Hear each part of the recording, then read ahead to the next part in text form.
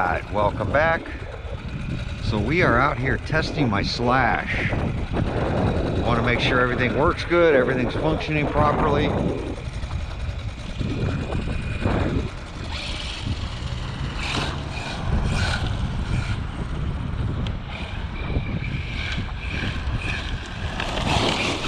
Make sure the ESC is doing what I asked. And I want to test out this drag brake.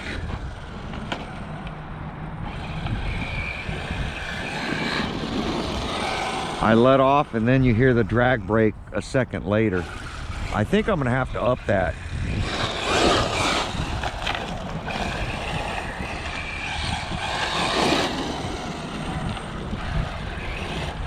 Or time the corners.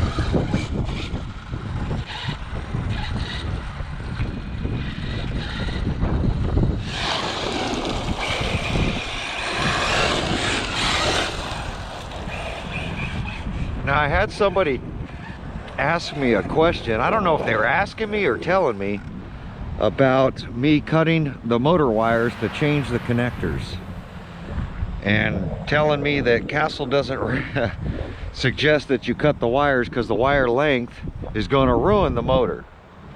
And I've showed this in several videos. A motor is a motor. The solder points on the motor, there's 3 tabs that stick out of the motor on Castle motors, and you can solder any length wire to it. It's not a special wire. There's nothing special about the motor wire. It's just wire. There's different grade wires to lower resistance and higher resistance. The shorter the wire, the less resistance you're going to have. The longer the wire, the higher resistance you're going to have. And all the ESC is doing is pulsing between positive and negative to a motor to give it a positive charge or a negative charge to either push or pull the armature using magnets. It's a very simple concept. The only way you ruin a motor is through temperature and RPM.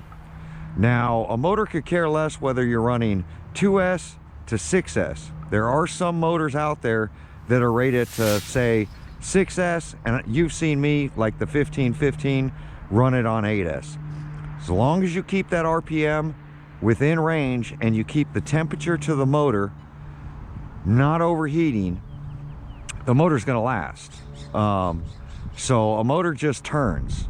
Now the RPM rating is all based off the bonding of the magnets, and if you overspin them and the material starts coming apart or the glue comes unbound because the temperature's too high, it's going to ruin the motor. Motor could care less what you put to it as long as it's the right power. So I don't know, just something I figure I would touch on. I want to try to hit this and see if I can maybe float across this lake.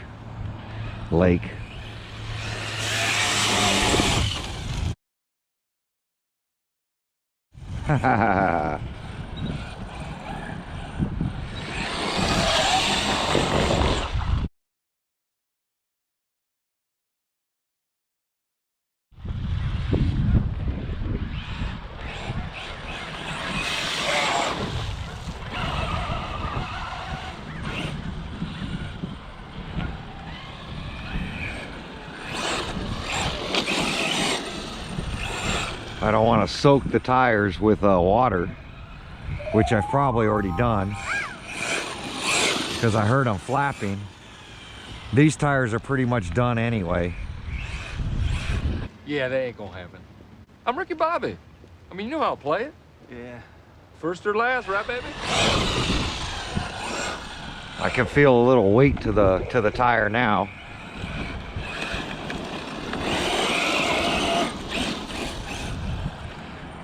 So I'm going to give it a little AVC to see if I can control this a little better.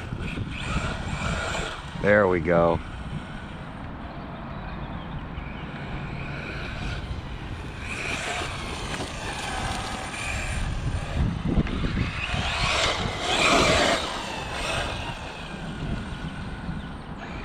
Drag brake seems to be doing pretty good.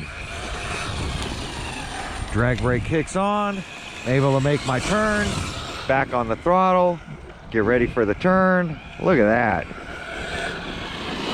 Drag brakes on. Yeah, that's doing really good. Oh, you heard it again. Tire ballooning so much, it hits the body. It's because it's got water in the tire. You hear the drag brake kick on right at the end, which is something I like, because same thing, if I lose range with this controller, what it's going to do is it's going to apply the brake and stop, versus just keeping the last signal that it saw.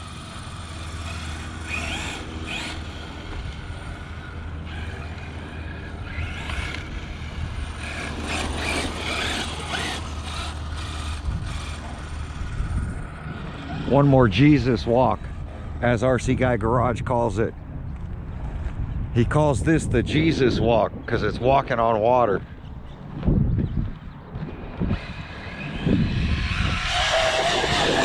Oh, bogged down.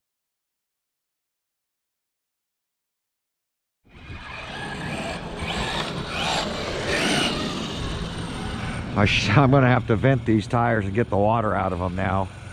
But look at that, going straight. The tune seems to be really good.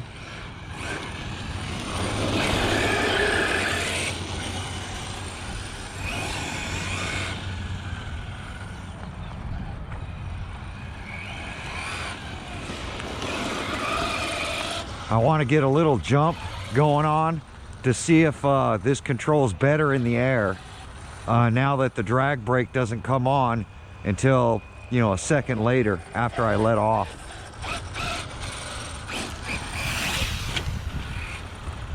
Now when I let off in the air, it's not just nose diving.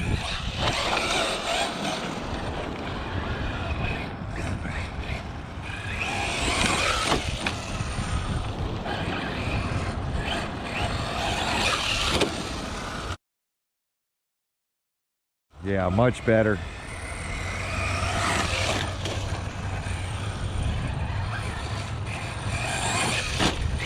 Oh.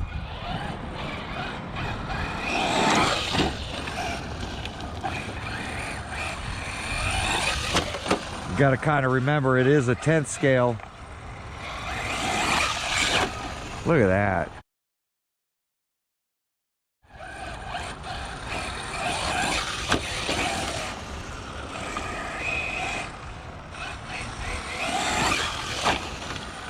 Very nice.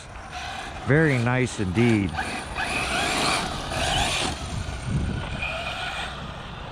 Motor's not dragging anymore. I did Loctite it, so it should do better. And with these Proline bodies, they offer two bug bodies. I like this full front nose body versus the buggy body, I guess they used to call it.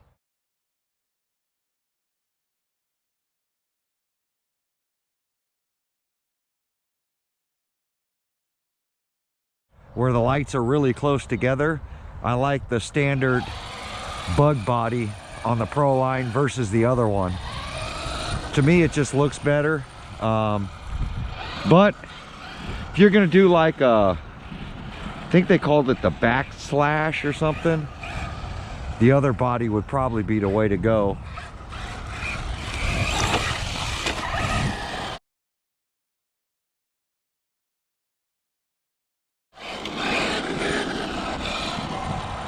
Very controllable, and that's what I was looking for. My son's got to fix his slash. He broke a rear shock. I'll show you guys that after the video's over. And then I have to fix that receiver, the Spectrum receiver, where he ripped the antenna off. Brand new receiver, first time out. He went ahead and ripped the antenna off of it, flipping over. So I want to show you guys how to repair that, which will be another video. But stay tuned for that if you want to see how to fix your receiver. And it's any receiver, whether it's Futaba, Spectrum, any of them. Forgot to test. That's full reverse right there. So I want to show you guys, because we did 30% on reverse. That's plenty for reverse. I don't need to go faster backwards on this RC. See how this thing flies.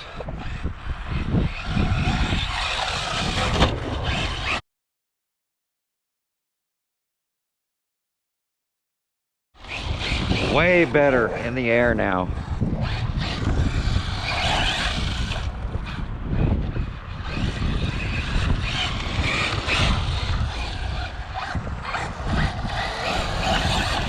Oh, fell into that hole.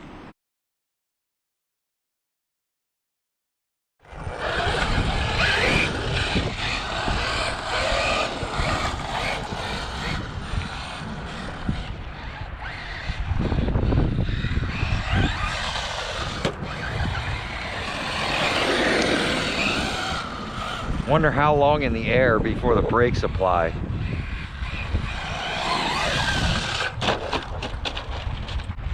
That was me tapping the brake too late. I was trying to see if it was gonna level out on its own. Probably gonna have to go to medium rather than slow.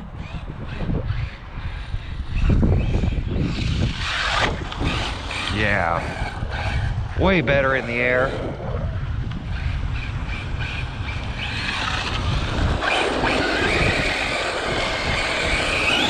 A lot of power. I'm barely using about a quarter trigger.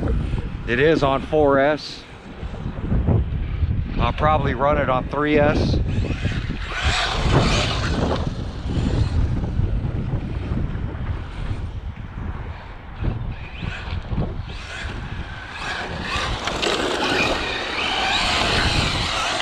The control is great.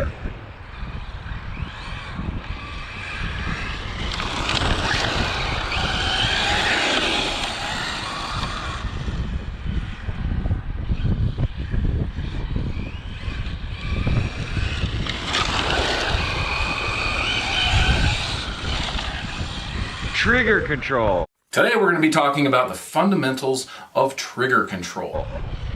All about the trigger control on your drifts and dirt. Look at that.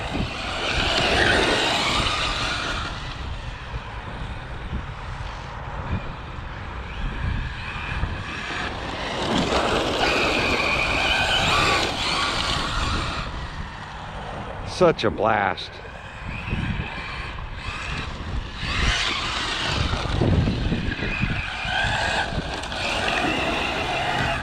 So much control. We got the right setting for the punch level. Loose dirt, but still with some grip.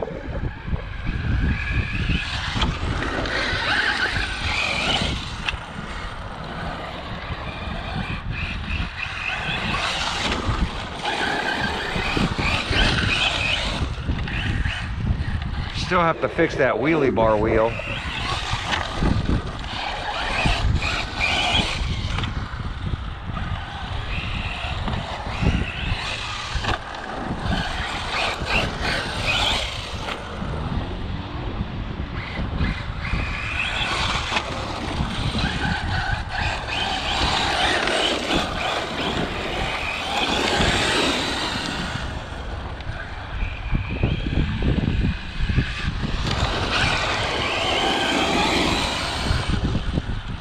perfect drifts.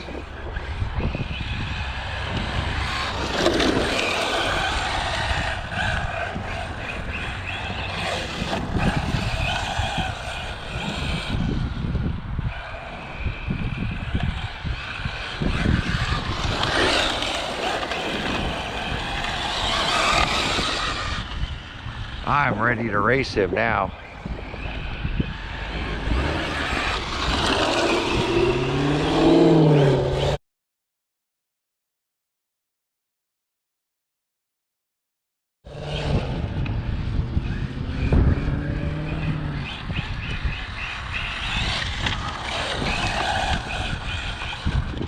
This thing really needed a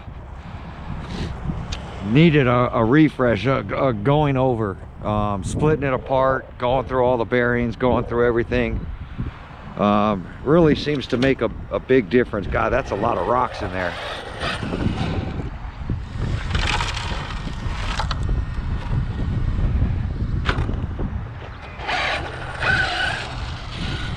I think I like the drag brake where it's at. I might try the medium just to give me a little sooner braking, but I feel that might affect the air control.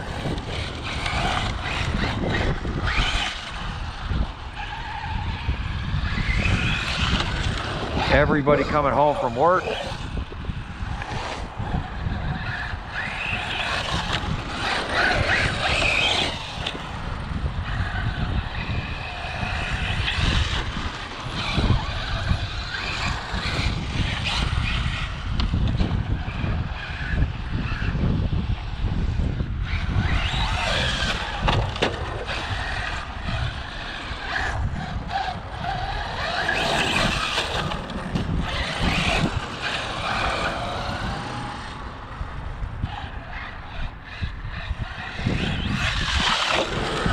Make sure the ESC stayed down.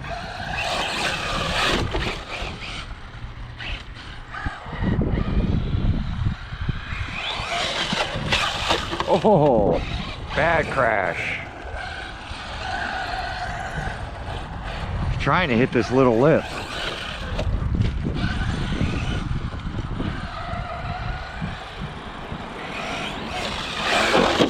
Oh, full trigger and the tires ballooned too much.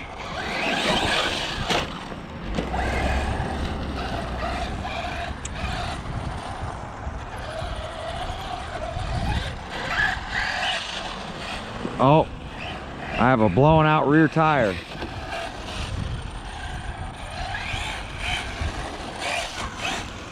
That right rear tire is blowing out. Too much trigger in the air. These tires aren't meant for that.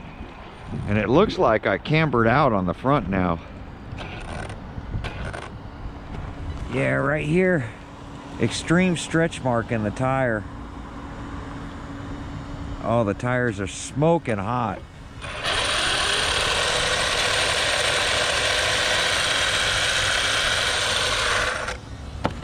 Oh, my axle cover came off.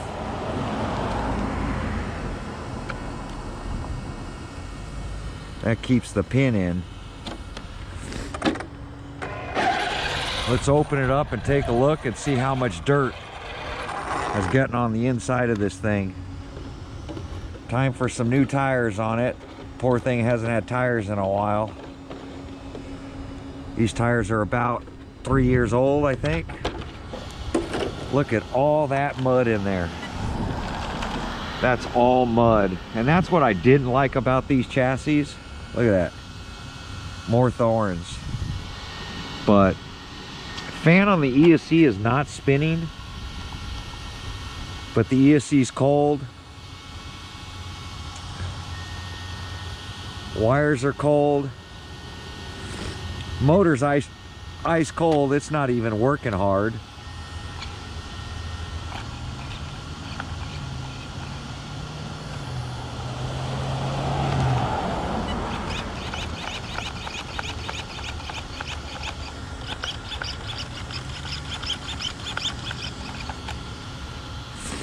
That's it. Oh, look at that. Wires are rubbing on the drive shaft. got to flip that battery around.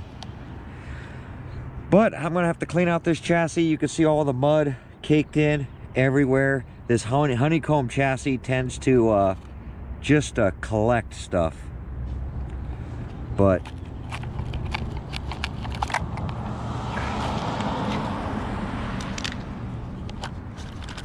for the most part, did really good out running in the dirt. I think that's gonna end the video.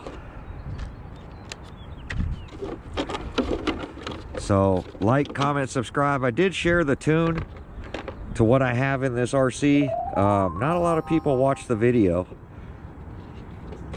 Slash has been around forever. I'm sure people are tired of watching the Slash content. It's just something I wanted to show. When you have an issue with an RC car, how to repair it, how to get it back working again, how I tune it. Years on this platform I've had. And I really know how to dial in this particular Slash just because I've done it so much. I've messed with this RC, whether it be going over 100 miles an hour with the Slash, whether it's building a Luma Beast. That was another thing. Somebody told me, because on my Luma Beast, there's not one factory TRAXXAS part left on a Luma Beast. A Luma Beast is a whole Integi chassis system that I bought, and then I bought a Proline transmission for it. So I started taking one of my Slashes apart to convert it over to this to a Luma Beast, and then realized that I don't need any parts from it. If I just buy a hardware kit, I can just assemble the whole aluminum chassis and be done. So that's what I ended up doing. But there we go. Like, comment, subscribe. Hope you guys enjoyed some of the Slash content. We're gonna move on. I'm gonna get some tires for this. I'm gonna check this one out, and we're gonna fix that Spectrum receiver and show you how to repair an antenna. Like, comment, subscribe, and we'll catch you on the next video. Thanks for watching.